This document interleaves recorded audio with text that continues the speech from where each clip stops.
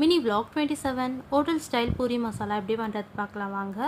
அதுக்கு ஃபஸ்ட்டு ஸ்டவ்வில் ஒரு கடாய் வச்சுட்டு ஒரு 3 ஸ்பூன் எண்ணெய் சேர்த்துக்கோங்க. எண்ணெய் நல்லா காஞ்சதும் கொஞ்சமாக கடுகு, கொஞ்சமாக உளுந்து, ஒரு ஸ்பூன் கடலைப்பருப்பு போட்டு நல்லா ரோஸ்ட் பண்ணி ப்ரௌன் ஆனதும் நம்ம நீட்டாக கட் பண்ணி வச்ச ஒரு 2 வெங்காயம் சேர்த்து நல்லா வதக்கி விடணும். வெங்காயம் நல்லா வதங்கினதும் சின்னதாக கட் பண்ண 5 பச்சை மிளகா, ஒரு 5 பல் பூண்டு, கொஞ்சமாக கருவேப்பிலை சேர்த்து நல்லா வதக்கி விடுங்க. ஒரு கட் பண்ண தக்காளி சேர்த்து நல்லா வதக்கி விடுங்க. இப்போது தேவையான அளவு உப்பு, ஒரு அரை ஸ்பூன் மஞ்சள்தூள் சேர்த்து நல்லா மிக்ஸ் பண்ணி விடணும்.